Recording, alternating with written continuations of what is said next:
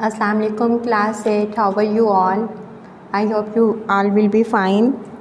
हमने chapter number 7 clever मिर्चू इसकी हमने ट्रांसलेशन और क्वेश्चन आंसर किए। अब आज हम इसकी एक्सरसाइज की तरफ चलते हैं। एक्सरसाइज में सबसे पहले हमारे पास है ग्लोसरी मतलब वर्ड्स मीनिंग। तो हमने चैप्टर में इसके मीनिंग्स पढ़े हैं इसके उर्दू के साथ, तो अब हम इसकी इंग्लिश देखते हैं। Words meaning. एनेक्सिटी मतलब परेशानी उर्दू में कहते हैं और इसका इंग्लिश में मीनिंग होगा वरी। ऑन एंड इख्तिताम पर, एट अ स्ट्रेच, ठीक है। लोनसम इंतहा, लोनली मतलब तन्हा, लोनली तन्हा अकेला। बिफोर लॉन्ग फौरन, इसका इस मीनिंग होगा early after a short while. War on गुजर गई, पास्ट ग्रेजुअली आहिस्ता आहिस्ता गुजर गई। ट्विलाइट मतलब मध्यम रोशनी था या सफ़ेद मतलब कह दें फेंट, हाफ लाइट बिफोर सनराइज़ और आफ्टर सनसेट, ठीक है, जब हल्की हल्की सुबह की रोशनी हो रही होती है। स्नीक चुपचाप, to go away quietly. Trail का मतलब सिलसिला, लाइन, पाथ, रास्ता। वैनिश मतलब गायब हो जाना, डिसअपियर। सोप सिसकियों से रोना, टू क्राई नॉइजली ऊंची आवाज़ से रोना। फीस्ट मतलब दावत, अ स्प्लेंडेड मील एक शानदार खाना। फेमन कहत, extreme shortage of food in the region किसी इलाके में खुराक की कमी हो जाना। हार्ट कहते हैं चूल्हे को, a brick stone to a fireplace और ओवन, ठीक है।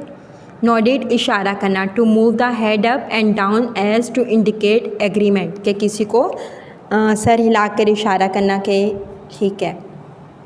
शडर कपकपाना, लरजना, टू शेक विथ फेयर खौफ से लरस जाना। डेप्ट कहते हैं कर्ज को, a sum of money on to somebody किसी से जो रकम ली होती है उसको। यहाँ पे क्वेश्चन आंसर है, ये मैंने आपको ट्रांसलेशन के साथ ही करवा दिए हैं। अब हम नेक्स्ट पेज पे चलते हैं। बी पार्ट है filling the blanks with the words given below. यहाँ पे कुछ वर्ड्स दिए हुए हैं, उनके साथ हमने ये ब्लैंक्स फिल करनी है। The children were dash so fast, हमने पढ़ा कि जो बच्चे थे वो क्या कर रहे थे, ग्रोइंग सो फास्ट, बहुत तेज़ी से बढ़ रहे थे। The youngest child give his parents the utmost, जो सबसे छोटा बच्चा था वो अपने वालिदैन को क्या दे रहा था, परेशानी, तो इसका आएगा anxiety. Number 2, a great Feynman dash across the land, जो कहत था वो क्या किया हो गया था, फैल गया था, spread. The poor wife wept and was very, जो बेचारी औरत थी बीवी थी वो रोने लग गई और वो बहुत क्या थी, सोरोफुल गमगीन थी। Dash his brother Mirchu was not asleep, कौन उसका छोटा मतलब अपने भाइयों के बरक्स वो जो था मिर्चू वो सोया नहीं हुआ था। तो अनलाइक आएगा ना कि भाइयों के बरक्स कि उसके भाई सोए हुए थे लेकिन जबकि वो नहीं सोया हुआ था। He was in bed dash to be asleep, वो जब वो उसने छोटे छोटे पत्थर इकट्ठे करके वापस घर आ गया तो वो अपने बेड में क्या कर रहा था, सोने का प्रिटेंड, बहाना कर रहा था कि वो जो है वो सो गया है, pretending. The boys were so dash that they completely forgot about their hunger, क्या हुआ था कि वो अपनी भूख को कैसे भूल गए थे, वो बहुत ज़्यादा एक्साइटेड हो गए थे, ठीक है। नंबर 7 में आएगा excited. The woodcutter dash to his wife, woodcutter जो है वो अपनी वाइफ को क्या करा था, उसने सर हिला के क्या किया था, नोडिड, सर हिलाकर इशारा किया था। Mirchu's brother dash what he said, Mirchu के भाइयों ने क्या किया, उसको शक हुआ था कि वो क्या कह रहा है, तो यहाँ आएगा डाउटेड।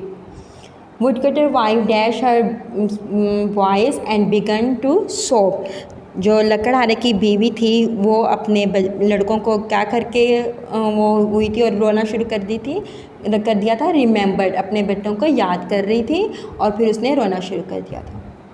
हमारे पास पार्ट सी है, read the following sentences and tick the correct answer, ये भी चैप्टर में से है। The children were always hangry, hangry mean, hangry का मतलब क्या होगा, without food, without water, without money, तो आएगा विदाउट फूड कि उनको खाना नहीं मिलता था।